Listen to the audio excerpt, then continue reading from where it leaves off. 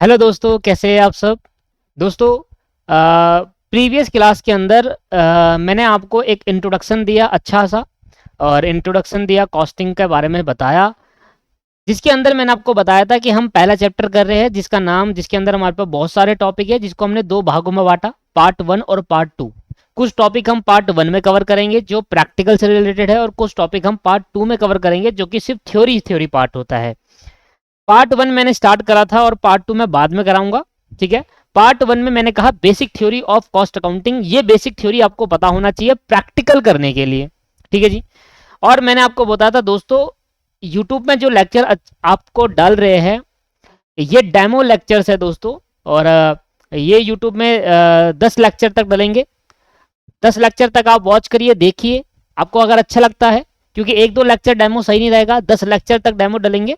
आप देखिए, chapter complete करिए, अच्छा लगा, बढ़िया लगा तो आप फिर जाकर इस नंबर पर संपर्क कर सकते हैं। फीस अभी मैंने ऑफर में रखा है तो फीस कम है, और बाकी आप पता कर सकते हैं। ठीक है जी, व्हाट्सअप करके, इस नंबर पे व्हाट्सअप करके। बाकी मैंने प्रीवियस क्लास के अंदर आपको कॉस्ट कॉस्ट का मतलब बताया बहुत डिटेल में, कॉस्टिंग का मतलब बताया, कॉस्ट अकाउंटिंग का और कॉस्ट अकाउंटेंसी, इन चारों में डिफरेंस समझाया। आज मैं आपको एलिमेंट ऑफ कॉस्ट समझाऊंगा, और आज की क्लास में पूरी क्लास लगा देंगे एलिमेंट ऑफ कॉस्ट में। बाकी क्लासिफिकेशन ऑफ कॉस्ट में 2 क्लास लगेगी, और ये बेसिक पार्ट 1 खत्म हो जाएगा हमारा। उसके बाद हम चलेंगे प्रैक्टिकल पे, फिर पार्ट 2 जो हमारा थ्योरी सब्जेक्ट है उसको बाद में करेंगे। ठीक है सर। आओ, नोट्स को साथ साथ उतारे रहिए। देखो दोस्तों, नोट्स उतारना बहुत जरूरी है, मेरे एग्जांपल्स उतारना बहुत जरूरी है, और जिस तरीके से मैं उतार रहा हूं उस तरीके से उतारिए। हमारा हमारा चालू होगा आज का नया कॉन्सेप्ट, जिसको हम कहते हैं एलिमेंट ऑफ कॉस्ट। क्या कहते हैं दोस्तों? Element of cost. डालेंगे हेडिंग एलिमेंट ऑफ कॉस्ट।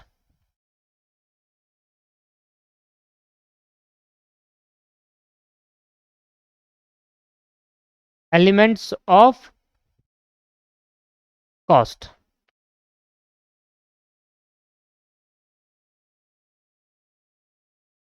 तो एलिमेंट्स ऑफ कॉस्ट में बेसिकली क्या है, एलिमेंट कॉस्ट के क्या क्या एलिमेंट्स है, मतलब किन चीजों से मिलकर बनाया गया है कॉस्ट को, किन चीजों से मिलकर बना गया है cost, that's called element of cost. Cost के एलिमेंट तो यहां पे लिखेंगे फिर दोबारा एक बार, element of cost, element of cost.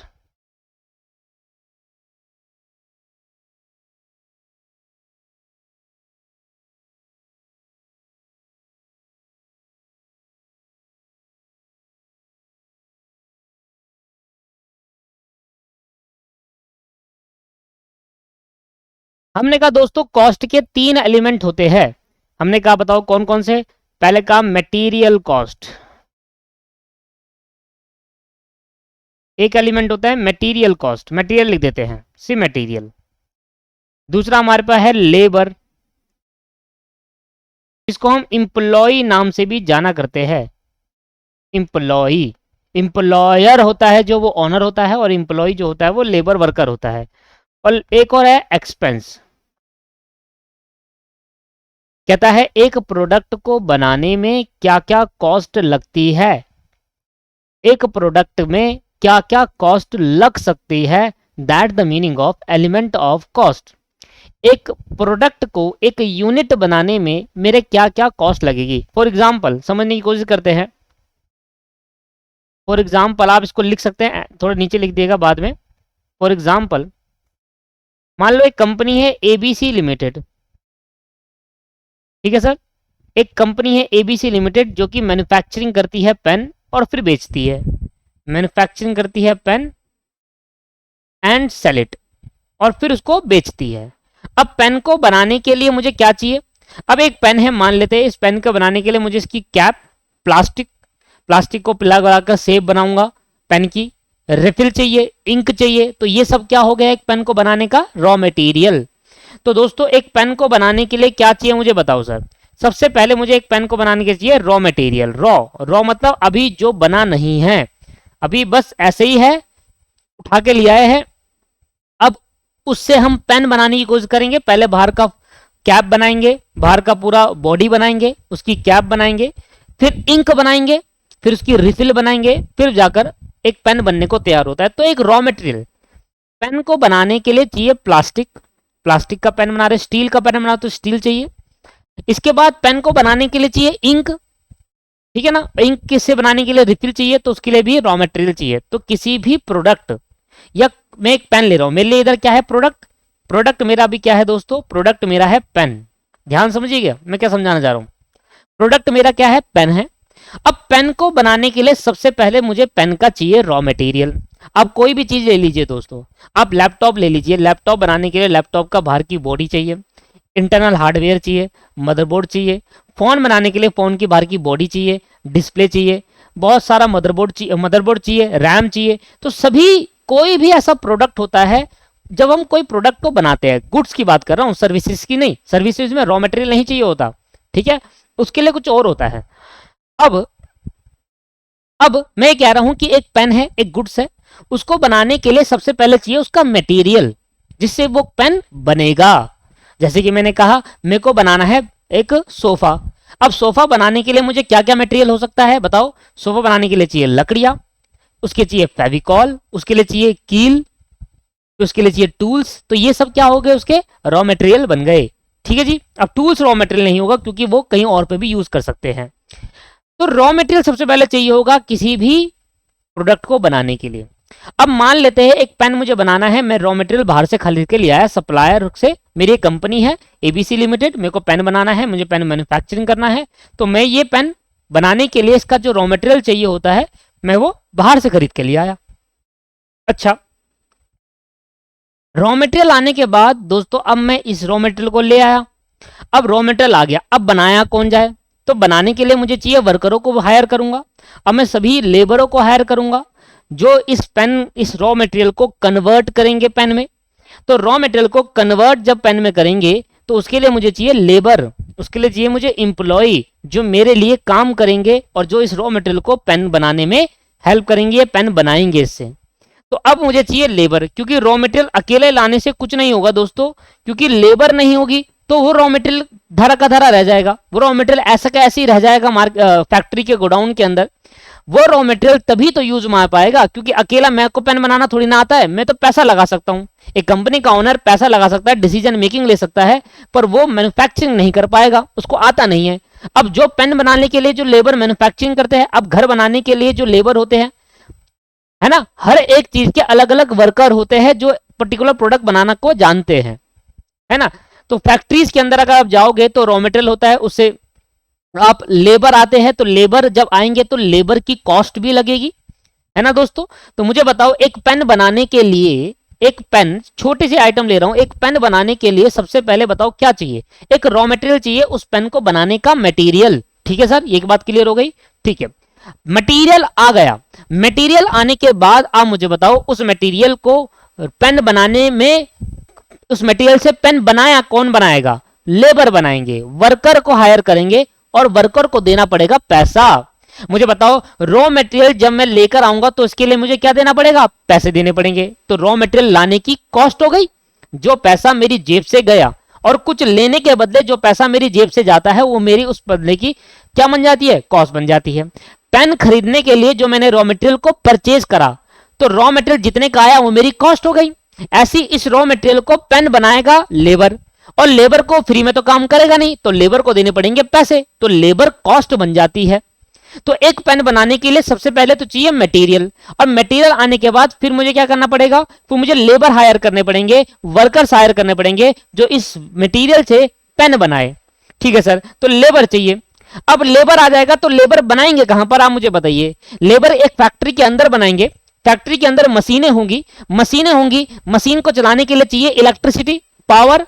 वो पावर का खर्चा भी तो होगा उस पेन को बनाने में, या नहीं होगा सर, होगा भाई। पेन ऐसे तो नहीं बन जाएगा, मशीनें ऐसे तो नहीं चल जाएगी। अब मशीनें चलाने के लिए तो क्या चाहिए, पावर चाहिए, इलेक्ट्रिसिटी चाहिए, लाइटिंग चाहिए, तो ये सभी चीज चाहिए। तो इसको हम एक्सपेंस में कन्वर्ट कर लेते हैं। कुछ खर्चे भी होते हैं एक पेन को बनाने में, ऐसा नहीं कि मटेरियल आ गया, लेबर आ गया तो पेन बन जाएगा। एक्सपेंस भी होते हैं, जैसे कि लाइटिंग हो गया, जनरल एक्सपेंस हो गए, है ना भाई। हमने एम्प्लॉय को सैलरी देना, चलो वो तो लेबर में आ गया।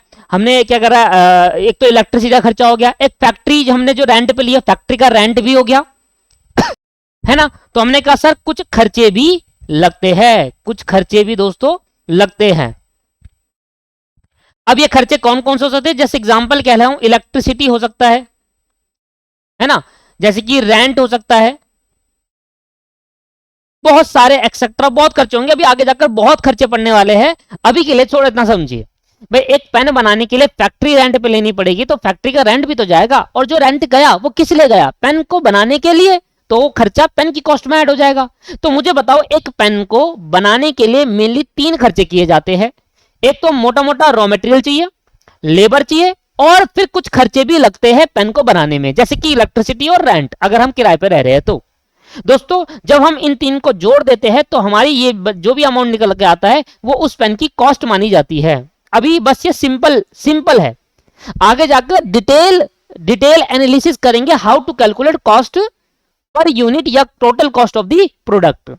अभी ये एक सिंपल लैंग्वेज में आपको बता रहा हूं, अभी इसको डिटेल में एनालाइज करेंगे और डिटेल वर्जन सीखेंगे इसका, पर अभी नहीं, वो एक नया चैप्टर में होता है कॉस्ट शीट, तो वहां सीखेंगे, उसका एक मकसद है। ठीक है जी।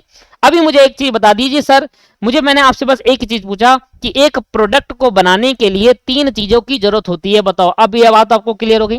तो अगर मैं ये चार्ट बोलूं तो एक प्रोडक्ट को बनाने के लिए कौन कौन से चीजों की जरूरत होती है, उसको कहते हैं एलिमेंट। एक प्रोडक्ट को बनाने के लिए मटेरियल चाहिए, लेबर चाहिए और कुछ खर्चे चाहिए, तो ये हो गए एलिमेंट। प्रोडक्ट की कॉस्ट निकालने के लिए इनकी कॉस्ट को जोड़ना पड़ेगा, इसलिए बोला ये प्रोडक्ट के एलिमेंट्स है, प्रोडक्ट को बनाने के लिए इनकी जरूरत पड़ने वाली है, और अगर प्रोडक्ट की कॉस्ट निकालनी है तो इनकी कॉस्ट को ऐड ऑन करना पड़ेगा, तभी आपकी प्रोडक्ट की कॉस्ट निकाली जाएगी, इसलिए इसका नाम पड़ गया एलिमेंट ऑफ कॉस्ट। ठीक है जी। इन एलिमेंट की क्या कॉस्ट आएगी, जो इन एलिमेंट की कॉस्ट होगी वही उस प्रोडक्ट की कॉस्ट मानी जाएगी। तो आप मुझे बताइए एलिमेंट ऑफ कॉस्ट क्या होता है, एक प्रोडक्ट को बनाने के लिए कौन कौन सी कॉस्ट इंकर्ड होती है, that's the call element of cost. Hindi में लिख देंगे, किसी भी प्रोडक्ट को बनाने के लिए, किसी भी प्रोडक्ट को बनाने के लिए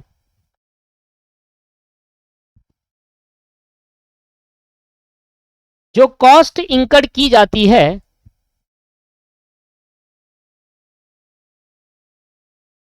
जो कॉस्ट इंकर्ड की जाती है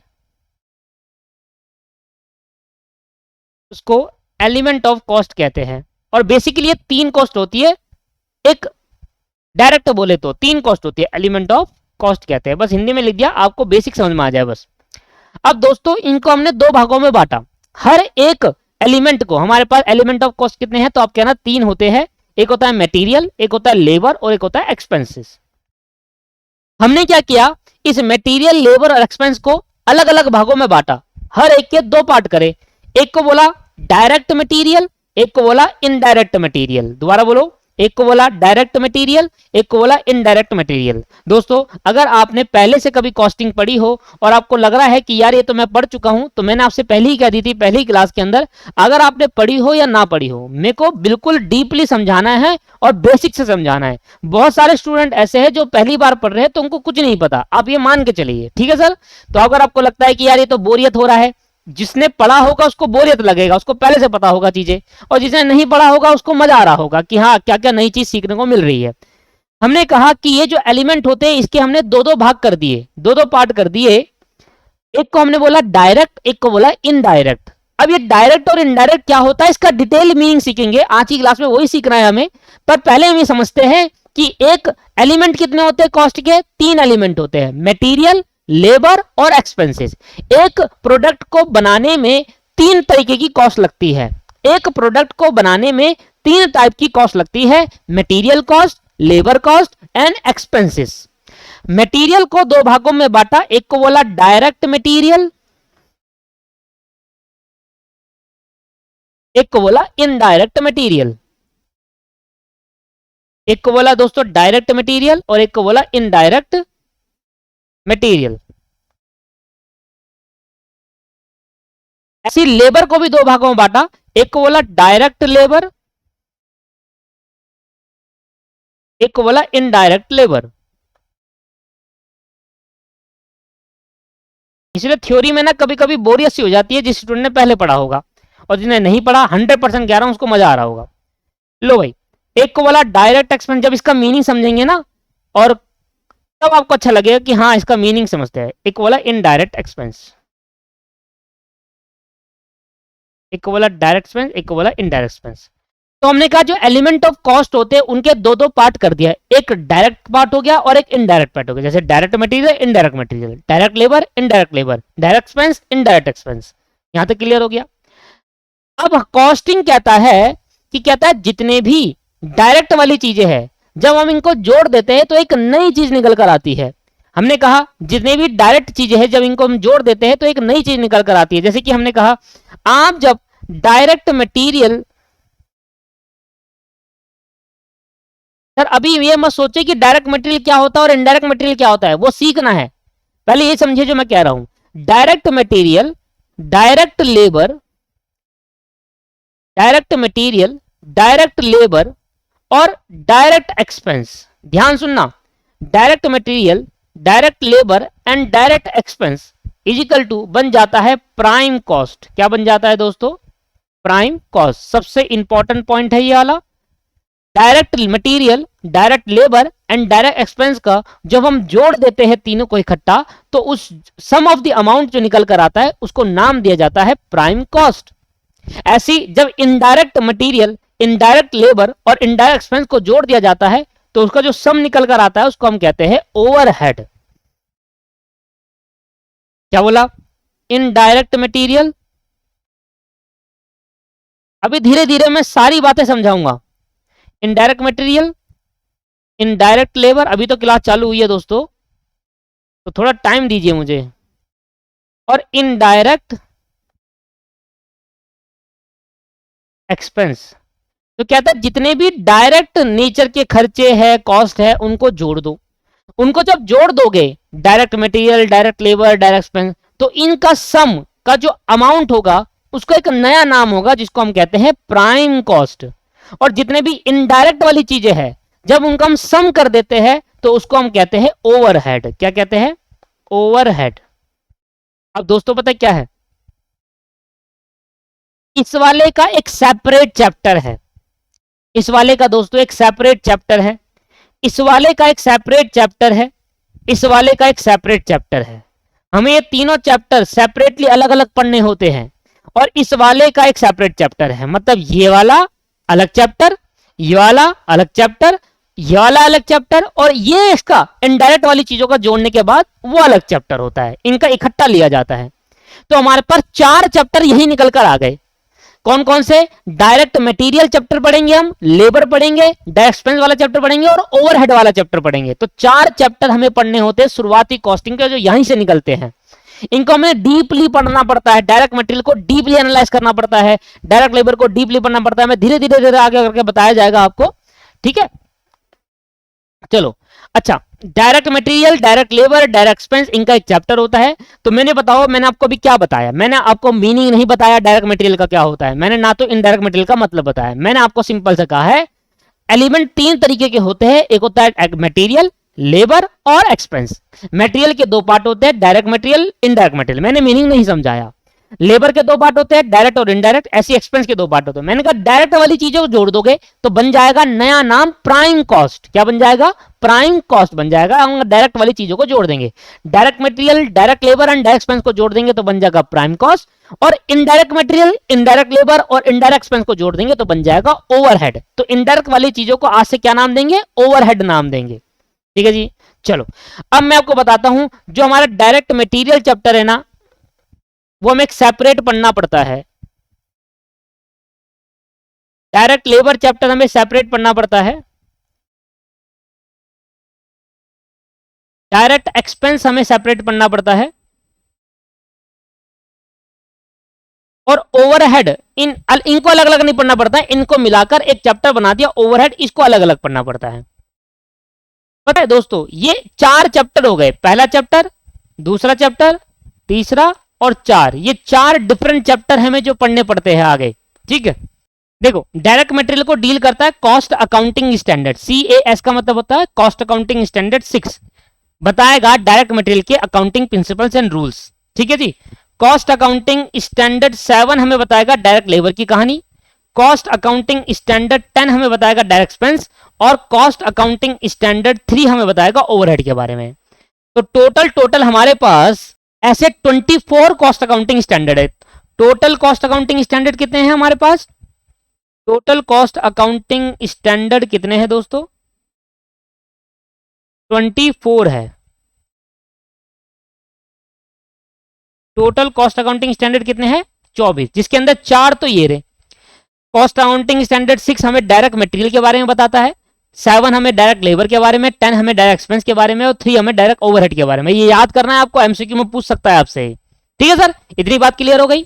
तो हमें एक बेसिक क्या अभी तक हमने सीखा, हमने कहा एलिमेंट ऑफ कॉस्ट क्या होता है।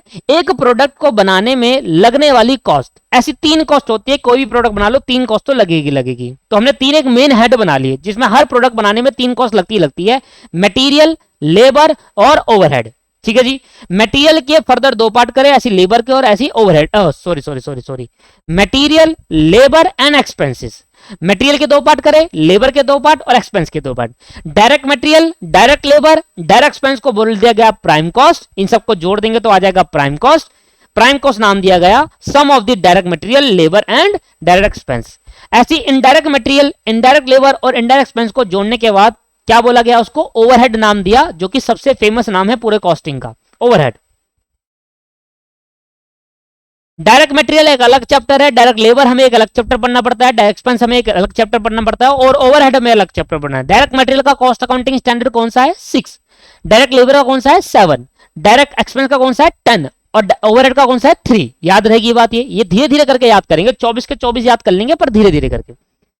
समझ में आ गया? अब समझते हैं what is the meaning of direct material, indirect material, direct labour, indirect labour, इन सबका मतलब क्या होता है। अब धीरे धीरे करके मतलब समझते हैं। ठीक है सर, आओ दोस्तों सीखते हैं। सबसे पहले अपने हेडिंग डालेंगे। अब पहला हेडिंग डालेंगे डायरेक्ट मटेरियल क्या होता है। एक एक करके इनको समझते हैं डीपली, और जब हम ये सारी चीजें पढ़ लेंगे तो एलिमेंट ऑफ कॉस्ट खत्म हो जाएगा दोस्तों हमारा। और बहुत इंपॉर्टेंट है ये सारा यूज प्रैक्टिकल में होने वाला है। ये सभी यूज क्या होगा? प्रैक्टिकल में आगे होगा, देखना आपका। अब डायरेक्ट मटेरियल कहते किसे है? आप यही इसी का इंतजार कर रहे थे कि what is the meaning of direct material and what is the meaning of indirect material. लिखना, direct material are those material, direct material are those material which can be identified, which can be identified, which can be identified in the product, which can be identified in the product and conveniently and can be conveniently measured.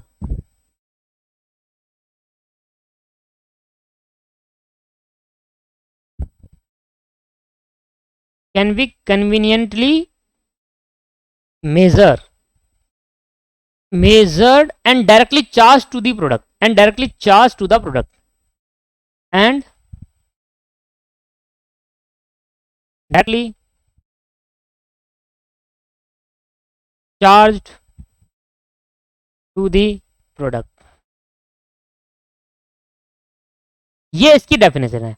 कहता है direct material वो material होता है जिसको हम एक product में easily identify कर पाते हैं, कन्वीनियंटली आसानी से मेजर कर पाते हैं, और प्रोडक्ट पे डायरेक्टली चार्ज कर देते हैं। 3 शब्द निकले, आइडेंटिफाई कर लेते हैं, मेजर कर लेते हैं, और चार्ज कर देते हैं प्रोडक्ट पर। ठीक है सर, जो ये 3 हो जाता है उसको हम कहते हैं मटेरियल। ऐसा मटेरियल जिसको हम इजीली आइडेंटिफाई कर पाए, इजीली मेजर कर पाए, और इजीली डायरेक्टली चार्ज कर पाए, उसको हम उस मटेरियल को डायरेक्ट मटेरियल कहते हैं। दोबारा लिखेंगे सर, यहां पर क्या लिखा मैंने, बोलो मेरे साथ। ऐसा मटेरियल जिसको हम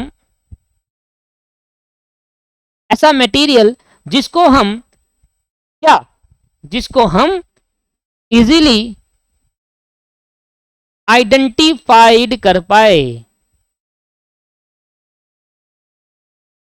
कन्वीनियंटली मेजर कर पाए, कन्वीनियंटली मेजर कर पाए और डायरेक्टली चार्ज कर पाए।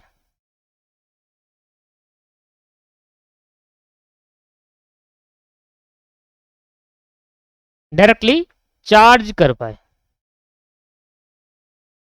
डायरेक्टली चार्ज कर पाए, स्पेलिंग ठीक कर लो।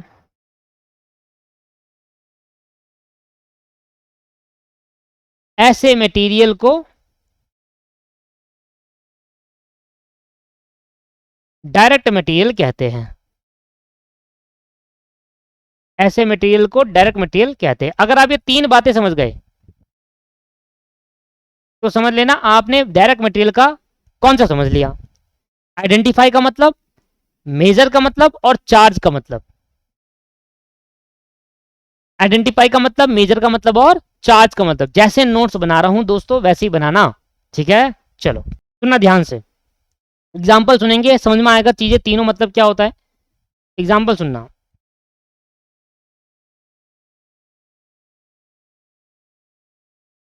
मान लो मुझे एक बिल्डिंग बनानी है, बिल्डिंग, एक बिल्डिंग कंस्ट्रक्ट करनी है।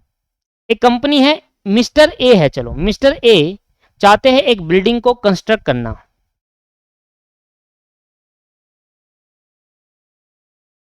कंस्ट्रक्ट करना चाहते हैं, एक बिल्डिंग बनाना चाहते हैं। मिस्टर ए एक बिल्डिंग बनाना चाहते हैं, 3 फ्लोर की बिल्डिंग बनाना चाहते हैं। ये हो गया फर्स्ट, ये हो गया सेकंड और ये हो गया थर्ड। जब मिस्टर ए ये बिल्डिंग बनवाएंगे, ध्यान सुनना, जब मिस्टर ए ये बिल्डिंग बनवाएंगे तो मिस्टर ए जानना चाहेंगे कि इस बिल्डिंग को बनाने में कितनी कॉस्ट लग गई, है ना। मिस्टर ए जानना चाहेंगे बिल्डिंग को बनाने में कितनी कॉस्ट लग गई, तो बिल्डिंग को बनाने में क्या cost I, cost of building, ये जानना चाहेंगे। 3 तरीके की कॉस्ट आ सकती है, बताओ क्या से। एक प्रोडक्ट हो या कुछ भी हो, उसको बनाने की कॉस्ट आएगी 3 तरीके। मटेरियल कॉस्ट, लेबर लगेंगे बिल्डिंग को बनाने के लिए, और भाई एक्सपेंसिव लगेंगे, क्योंकि बिल्डिंग बनाने के लिए पानी भी तो चाहिए होगा, और पानी के लिए चलानी पड़ेगी मोटर, है ना, और मोटर के लिए चलाने के लिए चाहिए इलेक्ट्रिसिटी। समझ में आ रहा है, लाइटिंग चाहिए, रात को काम कैसे होगा, सभी चीज चाहिए। तो मैंने कहा कोई भी कुछ भी बना लो, आपको ये 3 चीज की जरूरत पड़ेगी। अब मैं बात करता हूँ मटेरियल की, ठीक है, लेबर में तो बाद में आऊंगा, पहले मटेरियल की बात कर लेता हूँ। दोस्तों अगर एक बिल्डिंग को कंस्ट्रक्ट कराना हो तो क्या क्या मटेरियल लगता है पता है आपको, एक मोटा मोटा बता दीजिए क्या क्या लगता है।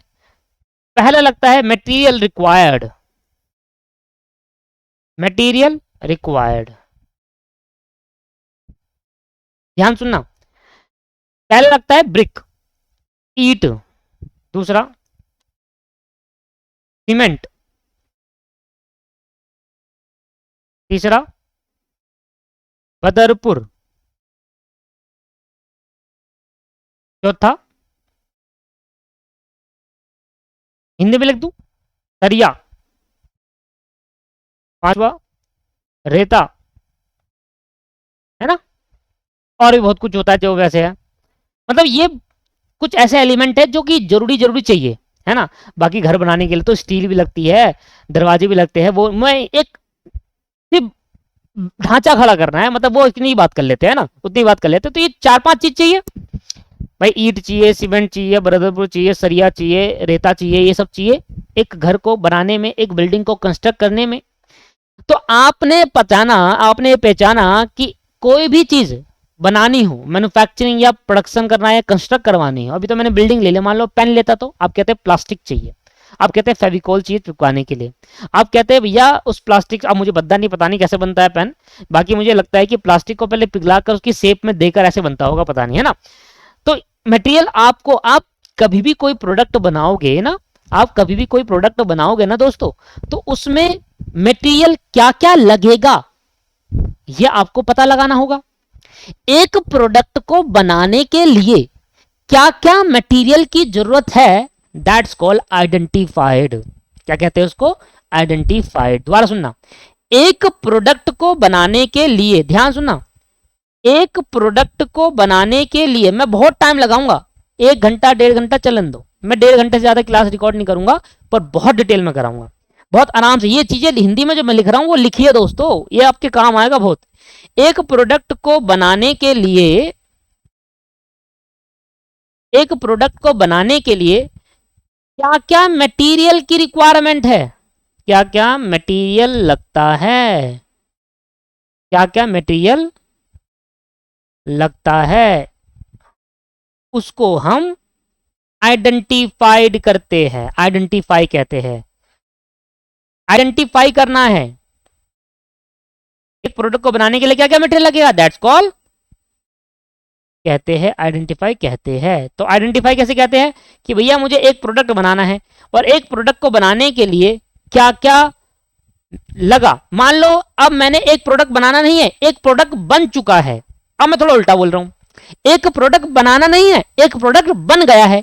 मैंने एक बिल्डिंग बना ली, तो मुझे बता सकते हो कि उस बिल्डिंग को बनाने में क्या क्या मटेरियल लगा? हाँ बता सकते हैं। तो एक प्रोडक्ट बनाना हो या बन गया हो, अगर बन गया तो मैं आपसे पूछूंगा कि उस बिल्डिंग को बनाने में, उस प्रोडक्ट को बनाने में क्या क्या मटेरियल लगा। क्या आप ये पता लगा सकते हो? हाँ सर पता लगा सकते हैं। तो दैट्स कॉल्ड आइडेंटिफाई। इसको क्या कहते हैं? आइडेंटिफाई। तो किसी भी प्रोडक्ट में जब आप ये पता लगा लो, किसी भी प्रोडक्ट में जब आप ये पता लगा लो कि उसमें कौन कौन सा मटेरियल लगा, उसको हम कहते हैं आइडेंटिफाई। अगर वो मटेरियल आइडेंटिफाई हो गया तो हम कहेंगे डायरेक्ट मटेरियल है वो। क्या है? Direct material. क्या बात समझ में आती है या नहीं आती? आती। एक प्रोडक्ट को बनाने में क्या क्या मटेरियल लगता है उसको हम आइडेंटिफाई कहते हैं। या फिर आप इसको इस तरीके से भी कह सकते हैं, जो मैं बोल रहा हूं वो लिखते चले जाओ बस। अगर एक प्रोडक्ट बन गया, अगर एक प्रोडक्ट बन गया तो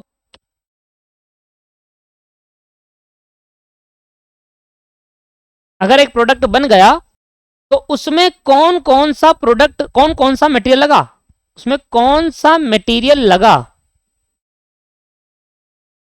उसमें कौन सा मटेरियल लगा, इसको आइडेंटिफाई कहते हैं।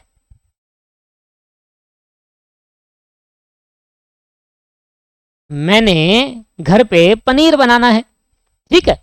अब पनीर बनाने के लिए आप, अगर मैंने कहा मैंने एक पनीर की सब्जी आपको दी, तो आप मुझे बताओ उस पनीर की सब्जी में कौन कौन सा मटेरियल लगा? पनीर, मटर। तो क्या आप आइडेंटिफाई कर पा रहे हो? हाँ। तो जो पनीर है, जो मटर है, ये आप डायरेक्टली आइडेंटिफाई कर दिया आपने। तो पनीर और मटर तो डायरेक्टली आइडेंटिफाई हो गया। कोई दिक्कत हुई इसमें? इजीली आइडेंटिफाई कर लिया ना कि भाई पनीर की सब्जी में, मटर पनीर की सब्जी में पनीर और मटर तो होगा ही। तो पनीर और मटर डायरेक्ट मटेरियल हो गया दोस्तों। क्या हो गया? Direct material. क्या बात समझ में आई आपकी? नहीं आई? यस। अच्छा, तो ये क्लियर हो गया कि आइडेंटिफाई किसे कहते हैं। एक प्रोडक्ट को बनाने के लिए क्या क्या मटेरियल लगेगा वो आइडेंटिफाई करो, या एक प्रोडक्ट अगर बन गया हो तो उसमें क्या क्या मटेरियल लगा, अगर आपने आइडेंटिफाई कर लिया तो वो मटेरियल जो आपको पता लगा कि भाई इसमें ये लगा, तो वो डायरेक्ट मटेरियल है। ठीक है, ये समझ में आ गया। तो पहला बात क्लियर हो गई आपको। मैं कह रहा हूं ना बहुत डिटेल में, लगन दो क्लास, बट डिटेल में होगा जो जी होगा। मटेरियल क्या क्या लगा, हमने कहा ये लगा, ईट, सीमेंट, बदरपुर, रेता, सरिया, ये लगा। मैंने कहा कितना लगा। अब मेरा क्वेश्चन चेंज हो गया। एक प्रोडक्ट में बनाने के लिए, एक प्रोडक्ट को बनाने के लिए, एक प्रोडक्ट को बनाने के लिए जो मटेरियल आपने आइडेंटिफाई किया उसमें से कितना मटेरियल लगा, दैट्स कॉल्ड मेजर्ड। क्या कहते हैं उसको? मेजर कहते हैं। ठीक है, तो मैंने कहा कितने मात्रा में, मैंने कहा दोस्तों कितनी मात्रा में ईंटें लगी, कितने कट्टे सीमेंट के लगे, कितने ट्रक बदरपुर क्या है, कितना टन सरिया लगा, कितना ट्रक रेता आया, कितना सामान लगा, कितना मटेरियल लगा एक प्रोडक्ट को बनने में या बन गया जो उसमें कितना लग गया, तो उसको क्या कहते हैं? मेजर। तो हमने कहा भैया देखो 50,000 ईंट लग गई। ध्यान सुनना क्या कह रहा हूं, 50,000 ईंट लग गई, 100 बैग ऑफ सीमेंट लग गया, ठीक है। और मैं कहता हूं 500 फुट बदरपुर, 200 फुट रेता, 1000 टन सरिया लग गया। मेरे कहने का तरीका अलग है।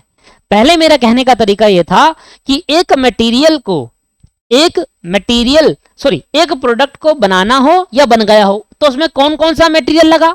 हमने कहा रेता, सीमेंट, बदरपुर, सरिया और ईंटें लगी।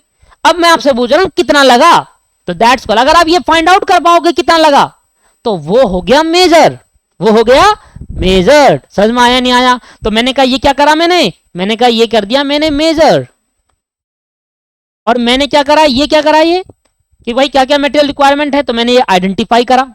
मैंने कहा भैया एक बिल्डिंग को बनाने के लिए ये चाहिए, ये मैंने क्या करा, आइडेंटिफाइड करा। और इधर क्या करा मैंने, मेजर। आइडेंटिफाई मतलब कि एक प्रोडक्ट को बनाने के लिए कौन कौन सा मटेरियल चाहिए, और अगर मटेरियल पता लग गया कि भैया ईंट, सीमेंट, बदरपुर, रेता, सरिया चाहिए तो कितना कितना चाहिए वो मेजर कर पाते हो आप? हाँ कर पाते हो। मैंने कहा पनीर की सब्जी आपने घर पे बनाई तो घर से पनीर की जब सब्जी आपने घर पे बनाई होगी तो दोस्तों तो पनीर तो दुकान से लाए होंगे ना, कितना, आधा किलो, 1 किलो, बच कर रहा नहीं, मेजर नहीं करा। आपने कहा पनीर क्या है, वो आइडेंटिफाई करा हमने कि पनीर लगेगा पनीर की सब्जी में, मटर लगेगा पनीर की सब्जी में, मटर पनीर की सब्जी में, तो कितना मटर और कितना पनीर लगेगा, दैट्स कॉल्ड मेजर। तो अगर किसी प्रोडक्ट में आप मटेरियल को इजीली आइडेंटिफाई कर लो और कितना मटेरियल लगा ये भी मेजर कर लो तो वो मटेरियल डायरेक्ट मटेरियल कहा जाएगा। आपको लॉजिक क्लियर हो रहा है या नहीं हो रहा? अगर आपको लॉजिक क्लियर हो रहा है तो कृपया करके नीचे कमेंट करके बताइए, थोड़ी खुशी सी महसूस होती है अगर समझ में आता है स्टूडेंट को। तो क्लियर हो रहा है, ये वाला लॉजिक क्लियर हुआ कि आइडेंटिफाई मेजर क्या मतलब होता है। पनीर की सब्जी में मटर पनीर की सब्जी में मटर और पनीर लगेगा, एक जनरल ले लिया, और भी बहुत कुछ लगता है, पहले एक जनरल मान लो। मटर पनीर की सब्जी में मटर और पनीर तो चाहिए, ये तो इजीली आइडेंटिफाई है, इसमें तो सोचने की जरूरत नहीं। कितना मसाला लगा ये नहीं कर पा रहा, अरे यार मसाला तो लगा था, पनीर मसाला तो लगा था, पर कितना लगा था ये नहीं पता। अब वो पनीर मसाला डायरेक्ट मटेरियल नहीं है दोस्तों। डायरेक्ट मटेरियल तभी माना जाएगा जब आप आइडेंटिफाई भी कर पाओ और आप मेजर भी कर पाओ, साथ में डायरेक्टली चार्ज भी कर पाओ प्रोडक्ट पर। चार्ज का मतलब क्या होता है दोस्तों? चार्ज का मतलब आपका हो गया, डायरेक्टली चार्ज का मतलब हुआ कि जब मैं इसको कॉस्ट में बर्डन डालूंगा, मैं कहूंगा कि कितने रुपए का मेरी बिल्डिंग बनी, तो मैं कहूंगा मटेरियल टोटल इतना रुपए का लग गया, मतलब मेरी बिल्डिंग के अंदर मटेरियल 5 लाख रुपए का लग गया, डायरेक्ट मटेरियल लग गया 5 लाख रुपए का। ईट, सीमेंट, बदरपुर, सरिया, रेता इतने इतने रुपए का लगा, टोटल करा 5 लाख का लग गया, तो मैं कहूंगा एक बिल्डिंग में मेरा मटेरियल 5 लाख का लग गया। तो बिल्डिंग के ऊपर बर्डन मैं ऐसा कहूंगा कि भाई 5 लाख का तो मटेरियल लग गया मेरे बिल्डिंग में, इसको बोलते हैं डायरेक्टली चार्ज कर दिया। क्या कह दिया? डायरेक्टली चार्ज कर दिया। मतलब कि एक बिल्डिंग आपसे पूछेगा भाई आपका घर कितने रुपए का बना, तो आप कहोगे भैया पूरे तो लग गए 12 लाख रुपए। तो मैंने कहा भैया मटेरियल कितने का लग गया, आपने कहा भैया 5 लाख का मटेरियल लग गया मेरा, दैट्स कॉल्ड डायरेक्टली चार्ज। आपने डायरेक्टली बता दिया कि कितने एक्चुअल में टोटल मटेरियल कितने का लग गया। आया समझ में नहीं आया? तो जब ये 3 बातें किसी भी मटेरियल में, किसी भी चीज में 3 बातें हो तो हम कहेंगे वो डायरेक्ट मटेरियल बन गया। ध्यान सुनना, तीनों होना चाहिए। चलो अगर डायरेक्टली चार्ज तो बाद में करेंगे, जब ये दोनों बदलेगा फिर तो डायरेक्टली चार्ज कर देंगे, तो 2 तो होना ही चाहिए, आइडेंटिफाई एंड मेजर। भाई डायरेक्टली चार्ज का मतलब क्या हुआ? जब आप आइडेंटिफाई करोगे कौन कौन सा मटेरियल है, कितना कितना लगा, वो जब उसका टोटल कर दोगे और प्रोडक्ट की कॉस्ट में ऐड कर दोगे, उसको बोलते हैं डायरेक्टली चार्ज। क्या बोलते हैं? Directly charge. जिसमें हम अभी मैं आपको समझाऊंगा, एक ऐसी कॉस्ट भी होती है जिसको हम मटेरियल में डायरेक्टली चार्ज नहीं कर पाते, हमें प्रॉब्लम होती है उसको एलोकेट करने में, बांटने में। इसको तो डायरेक्ट डाल दूंगा भाई टोटल मटेरियल इतना का लग गया मेरा। अभी देखना आगे आगे समझ में आएगा। तो और ये क्लियर हो गया, इतना क्लियर हो गया तो नीचे कमेंट करके जल्दी से बताइए क्या आपको चीजें समझ में आई। क्या आपको ऐसे लिखो डायरेक्ट मटेरियल सर हमें समझ में आ गया। अच्छा मैं एक एग्जांपल पूछता हूँ आपसे, आपने जो पनीर की सब्जी खाई थी अभी, ठीक है, अभी चिकन भी खाएंगे आगे जाकर। अरे सर हम नहीं खाते चिकन। अच्छा मैं आपसे एक पूछ रहा था कि मान लो आपने पनीर की सब्जी, मटर पनीर की सब्जी खाई, तो आप मटर कितने के लाए थे ये आप आइडेंटिफाई कर पाओगे, है ना, और मेजर भी कर पाओगे। आइडेंटिफाई करना का मतलब क्या है? मटर लगा और पनीर लगा, ये है आइडेंटिफाई। और बहुत भी लगा, मसाला भी लगा, नमक भी लगा, और बहुत सारी चीज लगी भैया, तेल लगा होगा, बहुत कुछ लगा होगा, है ना। अब मैंने आपसे पूछा भाई मटर पनीर की सब्जी बन गई है, आप मेरे को बताना, ठीक है, मटर पनीर की सब्जी बनकर तैयार हो गई, ठीक। अब मुझे बताओ इसके अंदर डायरेक्ट मटेरियल क्या है। आपने कहा सर डायरेक्ट मटेरियल तो मुझे पता चल गया सर, एक तो मटर है एक पनीर है। आपने ऐसा क्यों कहा? क्योंकि मटर जो है आप इजीली पता चल गया कि मटर लगा हुआ है भाई, मटर पनीर की सब्जी में मटर तो है ही, या आपने आइडेंटिफाई कर लिया मटेरियल, भाई उसके लिए तो मटेरियल हुआ ना पनीर की सब्जी के लिए। अब पनीर तो लगा होगा, ये भी आइडेंटिफाई कर लिया। अच्छा सर नमक भी तो लगा होगा, हाँ सर ये भी आइडेंटिफाई कर पा रहे हो। सर पनीर मसाला भी लगा होगा, सर ये भी आइडेंटिफाई कर पा रहे हो। भाई पनीर मसाला लगा होगा, तेल भी लगा होगा, मटर भी लगा होगा, गैस भी लगी होगी, और अंधेरे में थोड़ा बना रहे होंगे, इलेक्ट्रिसिटी भी लगी होगी। ओ सर ये तो भैया खतरनाक हो गया। अब मटर पनीर की सब्जी बन गई। लो भाई लो, मटर पनीर की सब्जी डालते हैं यहां पर। ये क्या बना रहा हूं मैं, आपको ना बहुत डीप नॉलेज देना चाहता हूं, इसलिए मैं टाइम लगा रहा हूं। दोस्तों 2 क्लास एक्स्ट्रा हो जाएगी, कोई दिक्कत नहीं है। जब आप यहां से सीख कर जाओगे ना और इंटरव्यू देने जाओगे, कभी भी कुछ सीखो, तो आपके माइंड में ना ऐसा घुसा होगा कंसेप्ट कि मजा आ जाएगा। आप मतलब मैं चाहता हूं कि जो मेरे से बड़े, मेरे पे जितनी नॉलेज है ना सब दे दूं भाई। ले जाओ ले जाओ ले जाओ ले जाओ भाई। देख लो, मान लो ये कढ़ाई है, मान लेते हैं कढ़ाई, इसमें ये देखो मटर पनीर तैर रहा है, ये मटर है। लो भाई, अब मैंने कहा ये मटर पनीर की सब्जी, अब जो भी है ये मटर पनीर ही है, समझ लेना। मटर पनीर। अब मटर पनीर की सब्जी में बताओ क्या लगा पहले। स्पेलिंग थोड़ी मिस्टेक हो सकती है, इग्नोर इट।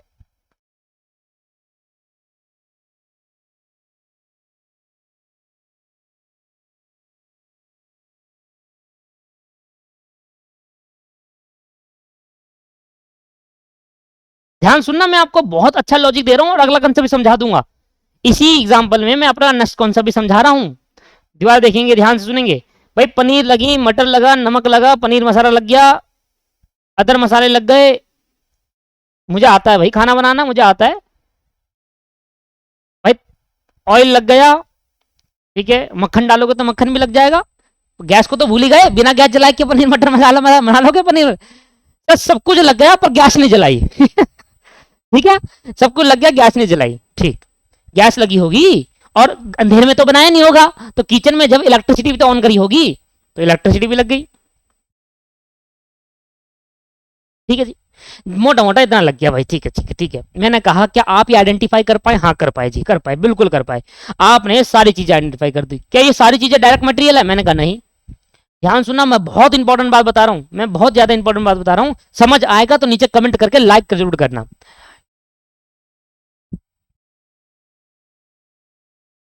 आपने सब चीज आइडेंटिफाई कर दी, सब चीज आइडेंटिफाई। आइडेंटिफाई करना मतलब क्या क्या लगा भाई उस सब्जी में, उस प्रोडक्ट में। प्रोडक्ट बना, मान लो सब्जी प्रोडक्ट है हमारा, मटर पनीर की सब्जी प्रोडक्ट हो गया।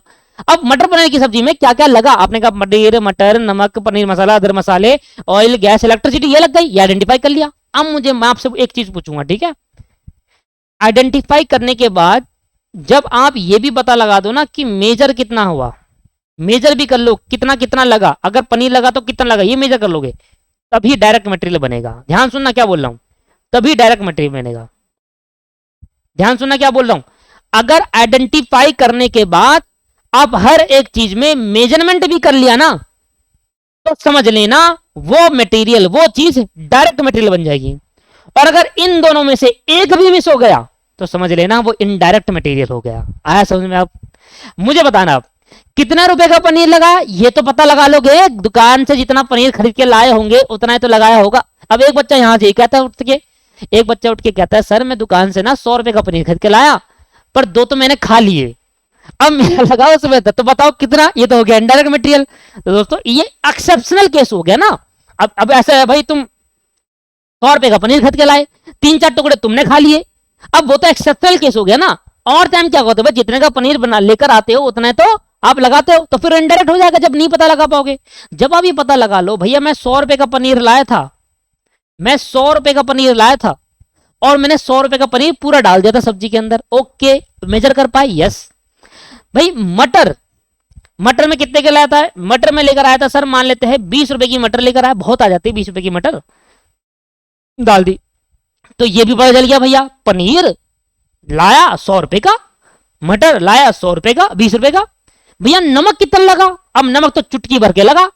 अब नमक की थैली आती है मान लो 25 रुपए की, अब वो चुटकी भर नमक कितने का था?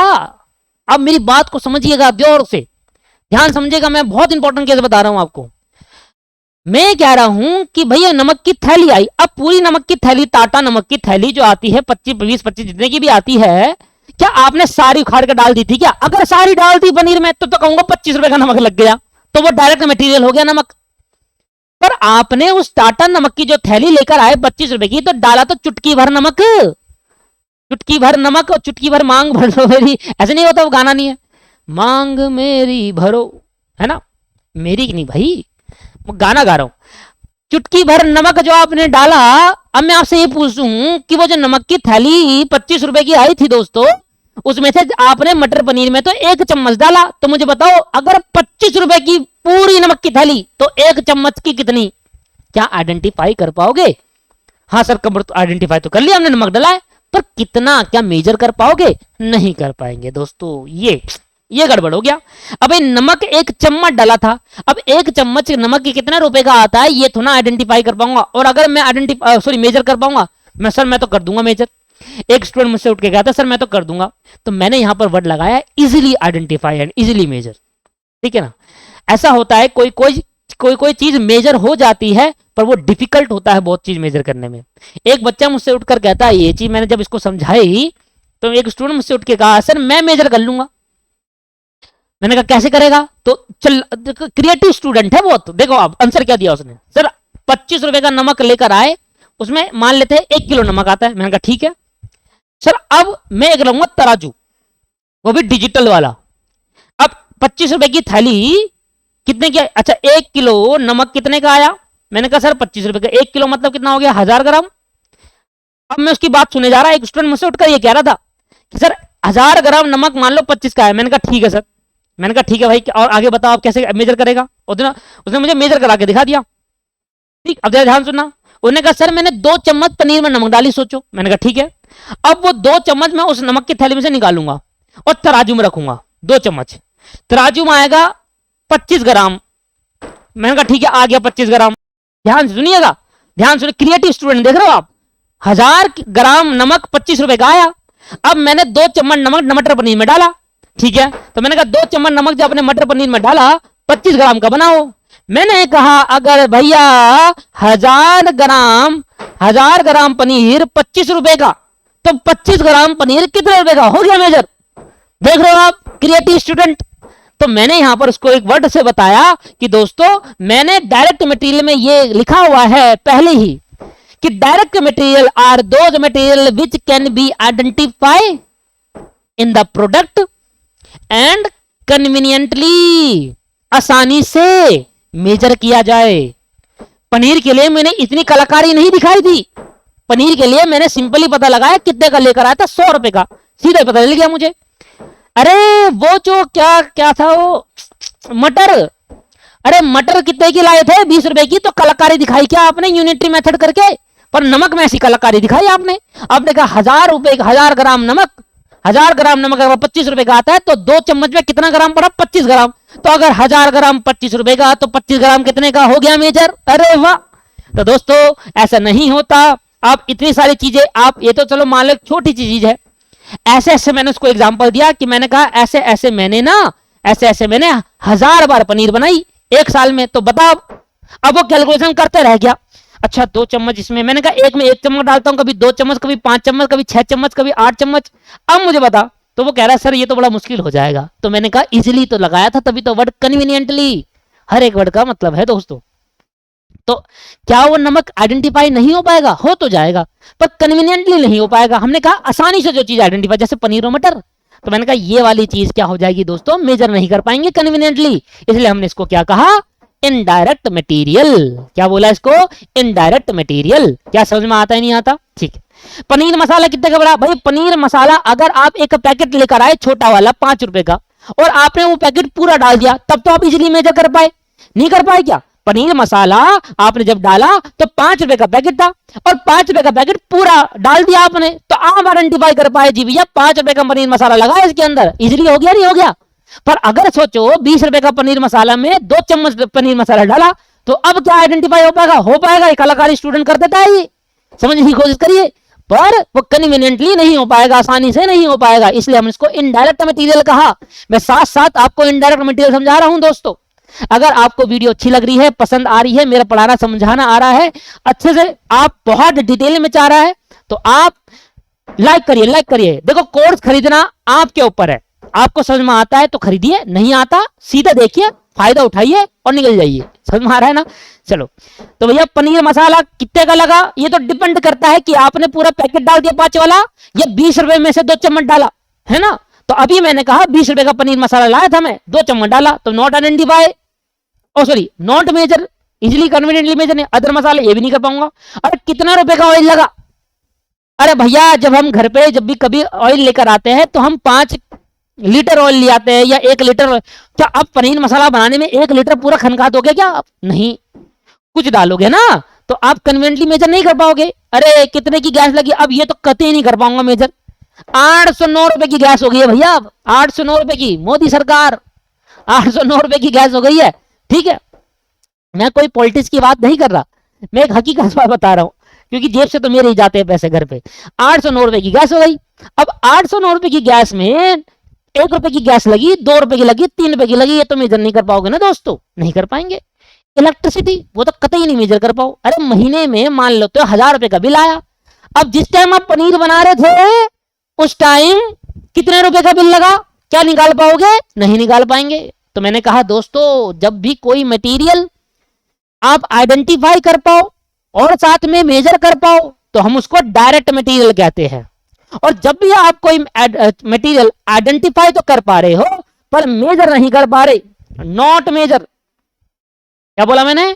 नॉट मेजर, आप मेजर नहीं कर पाओगे या कर तो लोगे पर कन्वीनियंटली मेजर नहीं कर पाओगे, इजीली आसानी से नहीं कर पाओगे, तो हमने कहा उसको इनडायरेक्ट मटेरियल। अब मेरी बात आपको बहुत अच्छे से क्लियर होगी कि क्या फर्क होता है डायरेक्ट और इनडायरेक्ट में। हम कोई भी चीज, कोई भी मटेरियल जो किसी प्रोडक्ट में लगा, अगर हम उसको इजीली आइडेंटिफाई और मेजर कर पाते हैं, साथ में दोनों होता है, तो हम उसको डायरेक्ट मटेरियल कहते हैं और डायरेक्ट मटेरियल को डायरेक्टली चार्ज कर दिया जाता है प्रोडक्ट के अंदर। अभी सिखाऊंगा कि कैसे डायरेक्टली चार्ज करा जाता है। और जब हम बात करते हैं आइडेंटिफाई, जब हम बात करते हैं इनडायरेक्ट मटेरियल की, तो उसका मतलब जब भी हम किसी भी चीज को आइडेंटिफाई तो कर पा रहे हैं पर इजीली मेजर नहीं कर पा रहे, तो हम उसको कहते हैं इनडायरेक्ट मटेरियल। और इनडायरेक्ट मटेरियल में डायरेक्टली चार्ज नहीं होता, एलोकेशन होता है। एलोकेशन क्या होता है? बांटते हैं। अरे ऑयल जो 1 लीटर आया उसमें 4 सब्जी बनी थी और 1 लीटर ऑयल की कॉस्ट को 4 सब्जी में बांटेंगे, इसको बोलते हैं एलोकेशन। और ये डायरेक्ट में नहीं, इनडायरेक्ट में होता है। समझ में आ रहा है? दोबारा समझिए, एलोकेशन और directly charge to the product या एलोकेशन टू द प्रोडक्ट में फर्क क्या होता है। चलो पहले इनडायरेक्ट मटेरियल की कॉस्ट निकालता हूं, फिर समझाता हूं आपको इसके बाद। जितने मेरे एग्जाम्पल है ना दोस्त, ये पनीर वनीर सब बना देना, मैं आपको कह रहा हूं हकीकत बात, जितने एग्जाम्पल आपकी कॉपी में दिखाई देंगे ना, मेरी बातें आपके माइंड में घुसेगी उतनी ही। समझ में आ रहा है? चलो जी, लिखेंगे हेडिंग इनडायरेक्ट मटेरियल की।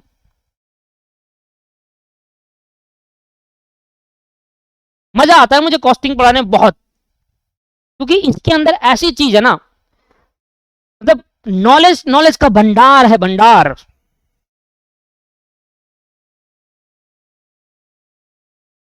आओ दोस्तों आओ, लाइक करना मत भूले, ठीक, कमेंट भी करना ना भूले, और सब्सक्राइब तो कर ही देना जब इतना कुछ हो गया। वो फिल्म देखी आपने, वो शाहिद कपूर में, जिसमें शाहिद कपूर मर जाता है और वो बांडिया बांडिया शीतल से तो मैं लड़ूंगा, है ना, वाली फिल्म देखिए। हाँ वही वाली। तो उसमें एक डायलॉग होता था, वो बांडिया जो परेश रावल जो होता था उसके लिए चिप्स लेता था, तो वो बांडिया कहता था सर इतना खर्चा हो ही गया है तो 2 चिप्स के पैकेट ले ही लेते हैं, है ना, वही वाला। तो जब लाइक और कमेंट आप कर ही देते तो सब्सक्राइब कर ही देना जी। सर कुछ स्टूडेंट कहते हैं कि सर हम तो पहले से सब्सक्राइबर है, तो उसके लिए धन्यवाद, थैंक यू आपका, बहुत बढ़िया। लेकिन हाँ, indirect material, indirect material are those material, indirect material are those material which cannot be, indirect material are those material which cannot be identified, which cannot be easily या conveniently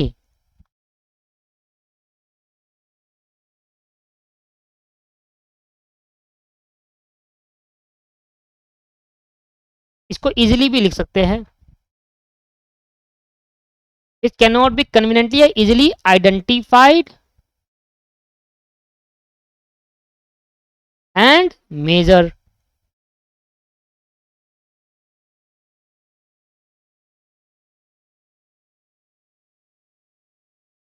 इनडायरेक्ट मटेरियल वो material होता है जो कि हम ना तो easily identify कर पाए और ना ही मेजर कर पाए, दोनों में से एक भी इजीली नहीं हो पाया ना, तो सब लेना वो इनडायरेक्ट मटेरियल कहलाएगा। And it can not be directly charge to the product, and it can not be charge to the, it can not be directly charge to the product. फिर क्या करते हैं, चार्ज टू द प्रोडक्ट, ये directly charge नहीं होता product में, but it can be apportionment of the product है। ये क्या वर्ड आया, but it can be, word होता है अपोर्शन, अपोर्शन APPORTIONED, अपोर्शन, या आप इसको कह सकते हैं एब्जॉर्ब्ड इन द प्रोडक्ट। ये चार्ज नहीं करते प्रोडक्ट में डायरेक्टली, ये एब्जॉर्ब या अपोर्शनमेंट करते हैं प्रोडक्ट के अंदर, इन द प्रोडक्ट। अब इसका मतलब समझिए, वो समझ में आ गया आपको इनडायरेक्ट मटेरियल, मतलब ये समझना है कि ये डायरेक्टली चार्ज और ये अपोर्शनमेंट का क्या मतलब होता है, कैसे हम इनडायरेक्ट मटेरियल को अपोर्शनमेंट करते हैं और डायरेक्ट को चार्ज करते हैं। जरा ध्यान सुनिएगा, वही मैंने मटर पनीर लेते हैं, स्वाद आ रहा है, खुशबू भी आ रही है, आज लगता है बना ही देते हैं। लो भाई, तो मान लो सेम मटर पनीर कढ़ाई में डाल दे, इस बार कढ़ाई में नहीं, भगोना होता है, भगोना नहीं, हम उत्तराखंड से है भाई, तो उत्तराखंड में भगोना कहते हैं। अब ये कैसा बन गया मुझे नहीं पता। लो भाई लो, इसमें मान लो ये पनीर पनीर पनीर पनीर मटर पनीर घूम रहे हैं, ये है मटर पनीर सब्जी, ठीक है जी। समझ, ध्यान सुनना, अरे ध्यान सुने आप, क्या क्या समझाने की कोशिश कर रहा हूं, अब जरा ध्यान सुनना। मैंने कहा मटर पनीर में पनीर कितने का लगा, आपने कहा 100 रुपए का लगा। मैंने कहा मटर पनीर में मटर कितने के लगे, आपने कहा सर 20 रुपए के लगे। ठीक है सर, ये तो आपकी क्लियर हो गई बात है। मैंने कहा बताओ, ऑयल में लाया था 1 लीटर, और ये 1 लीटर ऑयल से मैंने 4 बार मटर पनीर बना दिया घर पे।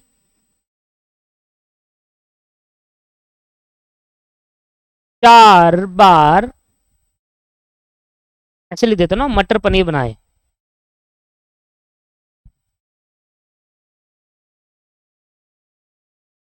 एक लीटर ऑयल में से, अभी मान के चलता हूं कि चारों बार मटर पनीर में सेम क्वांटिटी का ऑयल जाता है, सेम क्वांटिटी का, ये अजम्पशन ले रहा हूं। अगर ये सेम क्वांटिटी नहीं बोलूं ना, तो फिर आप क्वेश्चन पुट अप करोगे कि सर आपको कैसे पता कि जितना ऑयल पहले वाली मटर पनीर में गया उतना दूसरी वाली पे गया, है ना। इसे मैंने लिख दिया पहले ही सेम क्वांटिटी, अब मैंने बिल्कुल नाप तोल के डाला हुआ है। अब क्वेश्चन पुट अप करो तुम, है ना। आगे जाकर जब ओवरहेड चैप्टर पढ़ेंगे ना दोस्तों, तो कितनी मात्रा में क्या क्या प्रोडक्ट पे लगा है ना, वो चीज बताएगा। अभी तो मैंने सब्जी के तौर पर बता दिया, चलो ये ऑयल के तौर पर बता दिया कि कितना। आप आगे जाकर जब क्वेश्चन, आगे जाकर जब बड़े लेवल पे आगे जाकर हम क्वेश्चन चैप्टर पढ़ेंगे, ओवरहेड चैप्टर, क्योंकि इनडायरेक्ट मटेरियल है और आता ओवरहेड में है, तो ओवरहेड जब चैप्टर पढ़ेंगे तो हमें रेशियो गिवन होती है कि कितनी कितनी मात्रा में गया हो चारों प्रोडक्ट के अंदर। मैंने कहा 4 बार मटर पनीर बना दी, पहला दूसरा तीसरा चौथा। अब मैंने यहां पर देख दिया कि इक्वली ऑयल गया है। सुना ध्यान से क्या कहने की कोशिश कर रहा हूं। अब इसमें से एक बार ये भी था, इसमें से एक बार का मटर पनीर ये भी था, और 4 बार और बनाया उसी ऑयल में से। अब मैं आपको बताता हूं अपोर्शनमेंट का मतलब क्या होता है। दोस्तों पता क्या होता है, हम जब ये 100 रुपए ये 20 रुपए की बात करेंगे ना, तो हम कहेंगे एक बार मटर पनीर बनाने में 120 रुपए का खर्चा तो आएगा ही आएगा मटर और पनीर का। मतलब 120 का खर्चा यहां पर, 120 का खर्चा यहां पर, 120 का खर्चा यहां पर, 120 का खर्चा यहां पर, मतलब चारों में 120 का आएगा। एक बार मटर पनीर बनाने में 120 का खर्चा तो आएगा ही, बट जब मैं एक बार मटर पनीर बनाऊंगा तो 1 लीटर ऑयल नहीं खर्च होगा। उस 1 लीटर ऑयल जो मेरा आया, मान लो 100 रुपए का आया, तो उस 1 लीटर ऑयल से मैं 4 बार मटर पनीर बना लूंगा। तो ये 1 लीटर ऑयल एक बारे में चार्ज नहीं करेंगे, डायरेक्टली चार्ज नहीं करेंगे, इसको बांट देंगे, दैट्स कॉल्ड अपॉर्शनमेंट। और किस रेशियो में? जिस रेशियो में यूज करा गया था। अभी मैंने कहा सेम क्वांटिटी में यूज हुआ था। तो अब ये 100 रुपए को मैं कहूंगा कि देखो 25 रुपए का इसमें लगा, 25 रुपए का इसमें, 25 रुपए का इसमें, 25 रुपए का इसमें। कि सर ये तो इजीली आइडेंटिफाई हो गया और मेजर भी हो गया। मैंने कहा नहीं, अगर मैं आपको बताता नहीं ना सेम क्वांटिटी में यूज हुआ है तो आप कर ही नहीं पाते। ये तो मैंने आपको हिंट दी ना कि ये जो 1 लीटर ऑयल है ये 4 प्रोडक्ट बनाए, ये भी हिंट दी मैंने कि 4 मटर पनीर बने हैं और चारों मटर पनीर में सेम क्वांटिटी का ऑयल लगा है, तो 100 रुपए का आपने चारों में इक्वली बांट दिया। समझ में आ रहा है? तो इनडायरेक्ट मटेरियल को मेजर करने के लिए हमें हिंट की जरूरत पड़ती है, हमें रेशियो की जरूरत पड़ती है, हमें पता होता है कि कितना हुआ है वो। क्लियर हुआ? समझ में आया? तो दैट्स कॉल्ड अपॉर्शनमेंट। ये जो कॉस्ट थी डायरेक्टली एक प्रोडक्ट पे चार्ज नहीं करी, इसको हमने 4 प्रोडक्ट में चार्ज करा, बांट दिया। जितना ऑयल जितने प्रोडक्ट पे लगा उस प्रोडक्ट में बांट देने को अपॉर्शनमेंट कहते हैं। और ये हम किसमें सीखेंगे दोस्तों? ये हम सीखेंगे अपना ओवरहेड चैप्टर के अंदर। ठीक है जी। और देखो ये जो 100 रुपए का मटर पनीर आया और 20 रुपए का मटर आया, तो टोटल मिला के 120 रुपए, तो सब में डायरेक्टली एक एक बार में चार्ज कराए। ऐसे नहीं कि 120 को चारों में भाग दिया, 120 एक बार का लगा मटर पनीर का, डायरेक्टली चार्ज कहते हैं इसको। क्या कहते हैं? डायरेक्टली चार्ज कर दिया एक ही प्रोडक्ट पे। और जब हम एक की कॉस्ट अलग अलग प्रोडक्ट में डिस्ट्रीब्यूट करते हैं on the basis of given ratio, कितना कितना यूज हुआ, तो हम कहते हैं उसको अपॉर्शनमेंट। क्लियर है नहीं है? एब्जॉर्प्शन कहते हैं। क्लियर है नहीं है? अभी तो अपॉर्शनमेंट ऑब्जॉर्प्शन की छोटी छोटी बातें बता रहा हूं मैं आगे जाकर इसको और डीपली समझाऊंगा जब ओवरहेड चैप्टर आएगा। दोस्तों यहां नहीं कर सकते ना, इतनी बातें यहां हो जाएगी तो फिर क्या बात रह जाएगी। समझ में आया ना? क्लियर है? ठीक।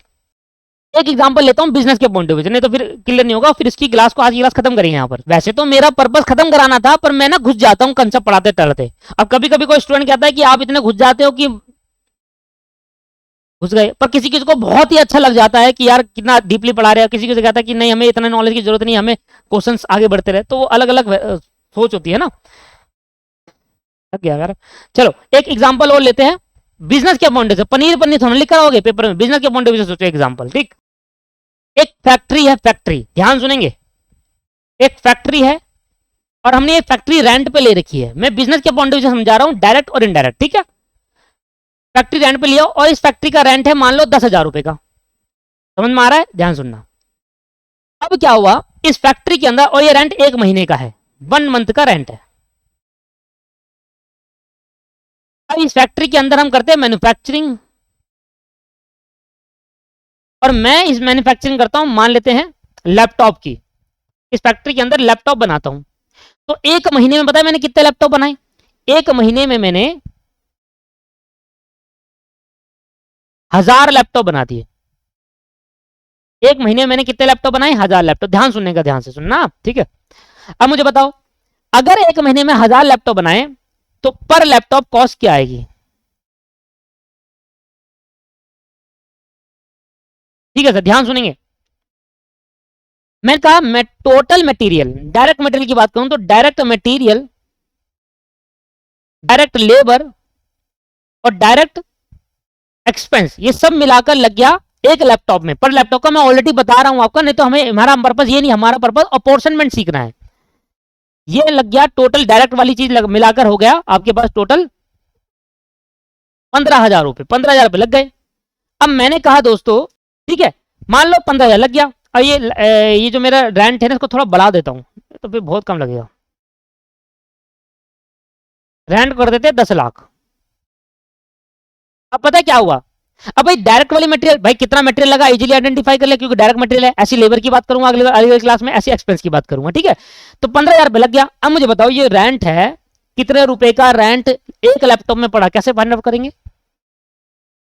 कितने रुपए का रेंट एक लैपटॉप में लगा? वो क्या भाई, मैंने 1 महीने में 10 लाख का रेंट पे करना है और 1 महीने में 1000 लैपटॉप बना देता हूं मैं। तो इस 10 लाख को इस 1000 में बर्डन डाल दो। इस 10 लाख का बर्डन किस पे डाल दो? 1000 लैपटॉप में। कैसे डालो भाई? देखो कि अगर 10 लाख रुपए खर्च हुए रेंट के और अगर 1000 लैपटॉप है, तो अगर 10 लाख रुपए डिवाइड कर दो 1000 से, तो एक लैपटॉप में 1000 रुपए का बर्डन पड़ेगा। तो मैंने कहा पर लैपटॉप की कॉस्ट इनडायरेक्ट मटेरियल मिलाकर 16,000 हो जाएगी। अगर एक लैपटॉप में जब बेचोगे तो उसमें 1000 रुपए का बर्डन रेंट का डाल देना। कैसे निकाला? 10 लाख रुपए खर्च हुए रेंट के, ये एक एक्सपेक्ट है, ऐसे एक रेंट हो सकता है, इलेक्ट्रिसिटी बिल हो सकता है, वैसे ऐसे करके डालेंगे, ठीक है ना। अभी सिर्फ एक एक्सपेक्ट लेके आया ना, सिर्फ एक खर्चा लेके चल रहा हूं। अभी इलेक्ट्रिसिटी बिल हो सकता है, सैलरी हो सकती है ऑफिस स्टाफ की, है ना, वो सब चीज। तो 10 लाख रुपए का आपका रेंट दिया और उस पर 1,000 लैपटॉप बनाए। तो अगर 10 लाख खर्च करने पे 1,000 लैपटॉप बनाओ तो एक लैपटॉप पे कितनी कॉस्ट आएगी? 1,000 रुपए की। एक लैपटॉप पे कितनी कॉस्ट आएगी दोस्तों? 1,000 रुपए की कॉस्ट आएगी। दैट्स कॉल्ड अपॉर्शनमेंट, बांट देना। अभी रेशियो में नहीं, अब मैंने पर लैपटॉप के हिसाब से बांट दिया। समझ में आ रहा है? इस तरीके से बांटते हैं। अब थोड़ा डिटेल ना हम ओवरहेड चैप्टर में सीखेंगे, क्योंकि वहां के लिए भी तो बचा के रखे। क्लियर है या नहीं है? चलो, तो ये समझ में आ गया आपको, दो बातें समझ में आई। तो अभी हमें पता है क्या क्या पढ़ना है। अभी तो यही सीखा है ना, 1 और 2। अब ये पढ़ना है 1 और 2 और 1 और 2, तब जाकर एलिमेंट ऑफ कॉस्ट खत्म होगा। ठीक है सर, पर डिटेल में पढ़ेंगे जब भी पढ़ेंगे। अगली क्लास में ये सब करा दूंगा, क्योंकि अब डायरेक्ट और इनडायरेक्ट में फर्क पता चल गया ना आपको। अब डायरेक्ट लेबर, इनडायरेक्ट लेबर सब पता चल जाएगा आपको अगली क्लास के अंदर। ठीक है दोस्त, अगर मेरी क्लास आपने याली एंड तक देखी है तो मैं एक बात जरूर कहूंगा, पहले आप क्लास खरीदने से पहले ना, पहले आप पूरे 10 लेक्चर देखिए। कभी कभी ऐसा होता है कि एक लेक्चर आपको हर कोई डेमो हमेशा अच्छा पढ़ाएगा, है ना, तो इसलिए मैं 10 लेक्चर डाल रहा हूँ। 10 लेक्चर तो ना डेमो होते हैं, 1-2 होता है ना एकदम। 10 लेक्चर तक देखिए, कैसा लगता है, कैसा फील आता है, तब जाकर डिसाइड करिएगा। ठीक है दोस्त, और क्लास लेने के लिए आप इस नंबर पे कांटेक्ट कर सकते हो। और आपको भरोसा है कि यार हमेशा ऐसे ही पढ़ाते हैं, शुरू से देखते हुए आए, तो आप डायरेक्टली कांटेक्ट कर सकते हो, इसमें वेट मत करिए।